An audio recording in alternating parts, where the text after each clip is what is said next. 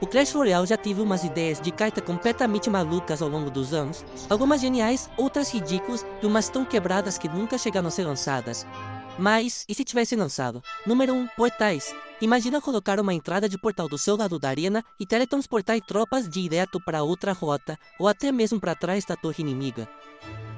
Essa era a ideia da carta Portal, uma carta que consumiria 4 de Elixir e que permitiria um controle de espaço como nunca antes. No papel, parecia genial. Na prática, caos total. A proposta seria colocar uma entrada e uma saída em qualquer lugar do mapa, criando um atalho direto para suas tropas passarem. Estratégias defensivas não iriam funcionar, contra-ataques seriam inúteis e dano em área perderia o valor. Você poderia simplesmente ignorar um push inteiro com um único portal. A Supercell abandonou a ideia por ser um pesadelo de balanceamento. No fim, ressecaram o conceito no Mineiro Bombado, que tem uma habilidade parecida com o teleporte, mas só para ele mesmo. Mas um portal desse jeito, isso iria acabar com o meta do jogo. Não só as partidas, mas toda a lógica, como Clash Royale é jogado. Número 2. Torre do Mago. Se você já jogou Clash of Clans, sabe o como Etal é a Torre do Mago, um prédio que causa dano em área com magia e rajada. Agora imagina trocar as torres da princesa em Clash Royale por torres do mago. Pois é, a Supercell já considerou isso. A torre do mago seria uma torre fixa com dano em área, em vez de atacar um alvo só. Parece legal, né? Até você perceber que isso acabaria com qualquer carta de enxame, Bleed Spam ou decks aéreos. Embora a ideia tenha sido descartada no final, ela mostra o quão perto a Supercell chegou de redefinir completamente a defesa no Clash Royale. No fim das contas, provavelmente foi removido porque oferecia valor demais, sem exigir habilidade, resultando em partidas desequilibradas onde jogadores mais fracos podiam dominar sem fazer nada. Ainda assim, vamos combinar. A imagem de uma torre do mago com 3 disparos é incrível. Número 3. Dragão Gigante. Nós temos o dragão bebê, os dragões esqueleto e o dragão infernal, mas a Supercell já considerou ir completamente pro lado da fantasia com um dragão gigante, tamanho real, e não é só um primo do dragão bebê que joga a bola de fogo. Era uma criatura do tamanho de uma torre com muita vida, dano em área e a força bruta de uma carta lendária. O dragão foi descartado por alguns motivos. O principal dele é que ele era grande demais para caber direito na arena, e além disso ele dominava as simulações, derretendo tropas e construções antes mesmo dos contra-ataques chegarem perto. No lugar disso, a Supercell nos deu a Fênix, que é provavelmente o mais perto que a gente vai chegar, mas aquele dragão original, ele era menos que uma carta suporte, mais uma condição de vitória voadora. Se ele tivesse sido lançado, ou você usava, ou perdia para ele. Número 4. Armazenamento de Elixir. E se você pudesse guardar Elixir, salvar para depois? Era exatamente isso que a carta de armazenamento de Elixir prometia fazer. Ela deixaria você armazenar até 100 de Elixir. Sério, imagina soltar um golem, 3 mosqueteiras e bárbaros de elite ao mesmo tempo. Você acumulava o Elixir excedente e soltava tudo de uma vez numa onda destruidora. Parecia divertido, né? A Supercell, com razão, trocou essa ideia no cofre. Mas por um breve momento, o Clash Royale quase virou um jogo onde você podia estocar Elixir como ouro e inundar o mapa que nem louco. Imagine enfrentar alguém com 100 de Elixir e já saber que você perdeu. Número 5. Rei dos Bárbaros. O Cavaleiro Dourado que temos hoje não era bem o plano original. A Supercell queria trazer o verdadeiro Rei dos Bárbaros com uma habilidade de investida personalizada e uma base defensiva para invocar tropas. Ele seria uma carta de campeão, inspirado diretamente no Clash of Clans. Tanque corpo a corpo com capacidade de invocar reforços ou dar buff para os aliados próximos. A ideia era que ele parecesse um comandante de campo de batalha, mas nas primeiras versões ele era desajeitado demais e difícil de balancear, então ele foi para a gaveta. No lugar nós recebemos o Cavaleiro Dourado, um duelista veloz e estiloso com uma mecânica de dash que ainda causa pesadelos em muitos jogadores. Mas convenhamos, um rei bárbaro funcional avançando pela arena com tropas invocadas atrás dele, isso não seria só um campeão, seria uma condição de vitória disfarçada de líder. A gente pode ter perdido uma das cartas mais icônicas que teria quebrado o Leather com estilo. Aliás, se você estiver curtindo o vídeo até aqui, se inscreve, é de graça e dá pra cancelar depois se você quiser. Valeu! Número 6. Gerador de Bárbaros de Elite. Só de ouvir Bárbaros de Elite, muitos jogadores de Clash Royale já reviram os olhos. Agora imagine uma carta que gera 4 deles. Era isso que o gerador de Bárbaros de Elite faria? Custando 8 de Elixir, funcionaria como uma cabana de Bárbaros, mas em vez de gerar Bárbaros normais, spawnaria 2 pares de Bárbaros de Elite com um tem. Cada par normalmente custa 6 de Elixir, ou seja, esse gerador te dava 12 de valor por 8. E o pior, criava uma pressão de rota constante. Você defendia uma leva de bárbaros de elite e quando tentava contra-atacar, outra leva já estava vindo. A Supercell descartou a ideia rápido, provavelmente ao perceber o caos que isso causaria no meio da Nether. Combina isso com Fúria ou Lenhador e você teria um ciclo infinito de tropas que ninguém conseguiria parar. Nas mãos certas, isso não quebraria só o meta, quebraria a sua alma. Número 7. Cavalo de Troia. Pega o conceito do ariete de batalha e multiplica por 11. Esse era o Cavalo de Troia, uma gaita de cerco gigante de madeira que avançava lentamente em direção às torres como uma pomba relógio. Mas aqui vai o detalhe, o Cavalo de Troia não só avançava e explodia, quando chegava à torre, ele detonava, destruía tudo ao redor dele e ainda liberava tropas escondidas dentro dele, combinando dano, distração e ofensiva em uma só carta. Custaria 6 de Elixir e seria considerado uma construção móvel, e seria a primeira do tipo. Isso por si só já quebra as regras do design de Clash Royale. Construções não podem se mover e unidades de cerco não explodem e soltam reforços. A Supercell matou essa ideia porque não havia um contra direto. Não dava pra puxar como uma construção, e se você não parasse cedo levava uma explosão na cara e uma leva de tropas na sequência. No quesito de balanceamento, isso era um pesadelo. Número 8. Mini Spikes. É isso mesmo que você ouviu, Mini Spikes. A Supercell já testou a ideia de spikes minúsculas que pareciam fofas, mas batiam como um caminhão. Cada Mini Spike teria o mesmo dano massivo do original, mas com pouco HP, ficando vulnerável a feitiços como Tronco e Zap. Elas surgiriam em grupo provavelmente 2 ou 3 vezes e custariam cerca de 9 de Elixir. Na teoria parece divertido, mas na prática, assustador. Imagine Hall contra-ataque, uma mini spike passa, ela carrega e explode sua torre em um golpe. Esse é o tipo de erro que você não comete 2 vezes. Agora imagine enfrentar isso em toda a partida, no Nether. Apesar da animação dos mini spikes ser incrível, a verdade é que elas trariam dano explosivo demais pro jogo. Um vacilo e você já tá tomando 3 coroas em menos de 1 minuto. A Supercell enterrou essa ideia, e com razão. Número 9. Tesla em cadeia. A Tesla comum sempre foi uma ameaça discreta, mas e se ela tivesse uma versão melhorada que atingisse vários alvos de uma vez? Essa era a Tesla em cadeia, uma nova construção que disparava arcos elétricos, transferindo dano em até 3 unidades. É parecido com o dragão elétrico ou a torre inferno multi-alvo.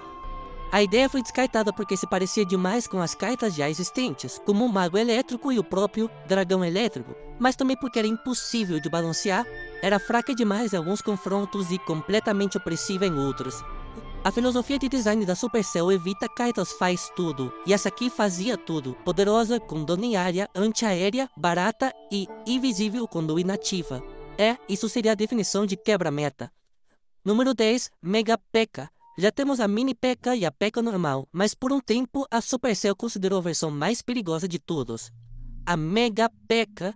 Essa unidade teve 3 versões diferentes durante os testes. Uma tinha dano infinito mais vida super baixa, parecido com a Super Mini P.E.K.K.A. dos modos sazonais. A outra girava uma Mini P.E.K.K.A. ao morrer, e a terceira só atacava torres como uma máquina de destruição ambulante. Seria uma tropa lendária com custo variando entre 7 e 9 de Elixir dependendo da versão testada. Mas aí veio o problema, todas as 3 versões eram completamente quebradas, dano infinito não dava chance de reação, gerar mini P.E.K.K.A. morrer garantia a troca de valor, e uma P.E.K.K.A. que ignorava tudo e só ia direto para as torres, era um pesadelo. A Supercell cancelou a Mega P.E.K.K.A. antes mesmo dela sair do laboratório, o que foi uma boa decisão porque isso teria acabado com a defesa como a gente conhece. Número 11. Torre Inferno multi-alvo. Todo mundo sabe o quanto a Torre Inferno de alvo único pode ser assustadora quando acumula dano. Agora imagina uma que fizesse isso com várias tropas ao mesmo tempo.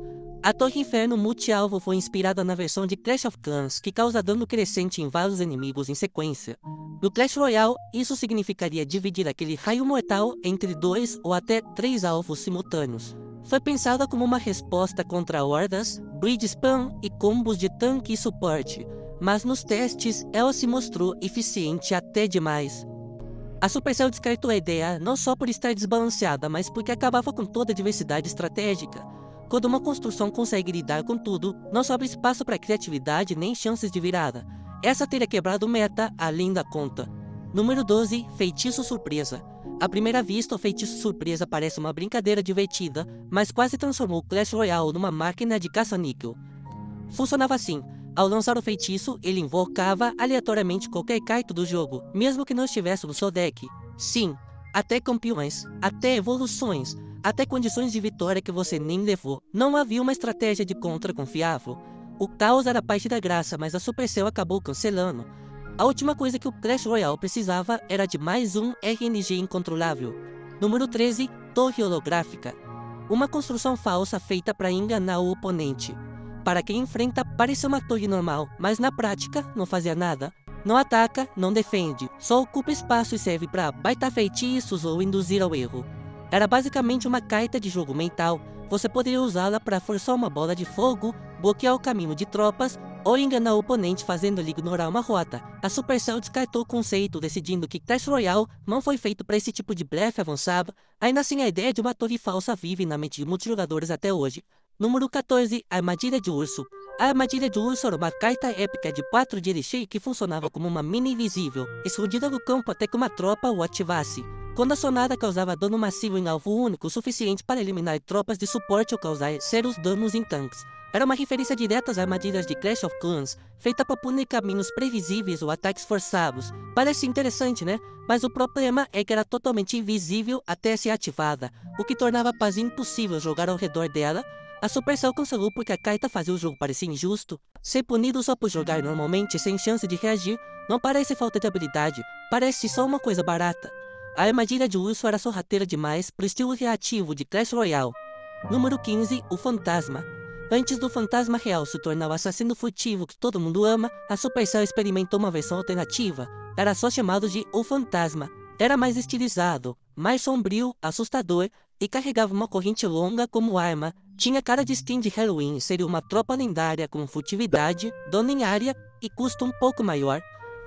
Visualmente era incrível, mas a Supercell decidiu deixar de lado, dizendo que ele não parecia holográfico o suficiente para combinar com o mundo visual do Clash Royale. Número 16, Feitiço de Invisibilidade. Essa é uma ideia de fã, mas que chamou muita atenção pelo potencial que tinha. Imagina um feitiço que deixa suas tropas completamente invisíveis para as defesas inimigas, sem alvo, sem contra-ataque, puro stealth. A ideia original custava 2 de Elixir, o que já seria algo bem quebrado para o corredor ou para o Spike.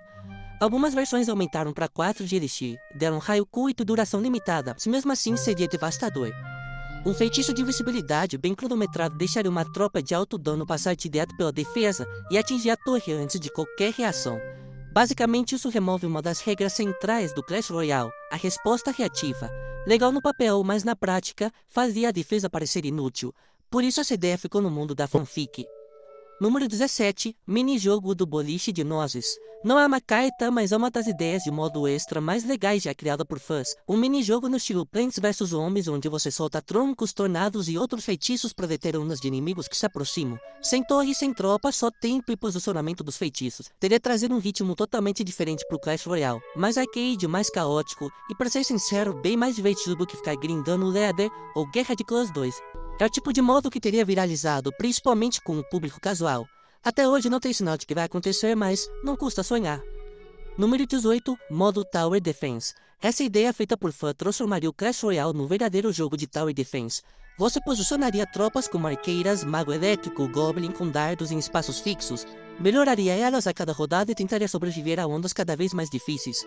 Teria que gerenciar Elixir, escolher aprimoramentos e planejar sua defesa, tipo um Dooms TD misturado com Clash Royale. Não afetaria o modo ranqueado, mas teria o fator replay e engajamento diário e muito potencial. Vamos ser sinceros, isso teria sido um uso de tempo de desenvolvimento bem melhor do que Guerra de Clãs 2. Número 19, Torre Vazia. Essa aqui é a maluquice, uma estrutura oca que você poderia construir e inserir uma tropa de ataque à distância, como mosqueteiro ou mago elétrico, para transformá-la em uma construção defensiva temporária.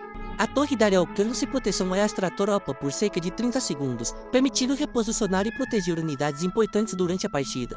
Alguns até brincam dizendo que seria uma torre de campeão, uma exclusividade do passe diamante. É meio bizarro, mas com potencial de jogadas de habilidade se balançada direito. Ainda assim, ela chega perto de transformar o Clash Royale em um Tower Defense dentro de um Tower Defense, o que poderia ser genial ou totalmente amaldiçoado. Imagina colocar arqueiras evoluídas dentro da torre. Número 20, Prédio Ventilador. Inspirado no Clash of Clans, essa ideia de fã trazia o Prédio Ventilador, que empurrava tropas inimigas para longe em linha reta por 20 segundos. Sem causar dano, o objetivo é atrapalhar tudo. Terrestres, aéreas, tanto faz. Você colocava o negócio no chão e pronto, soprava geral para trás. A galera sugere um custo alto, tipo 7 ou 9 de elixir, para equilibrar, mas mesmo assim ele poderia neutralizar várias condições de vitória. E desde que ele empurrasse suas próprias tropas, isso estaria em todo o deck. É criativo, mas é fácil demais de abusar. Número 21. Feitiços de campeão. E se os feitiços tivessem habilidades especiais como os campeões? Essa ideia explorava exatamente isso, tipo uma bola de fogo dourada que se divide em 5 pequenas bolas, ou um foguetão que acelera no ar quando você ativa a habilidade. É legal, né? Mas quebra várias regras do Clash, como tempo previsível e dano fixo dos feitiços.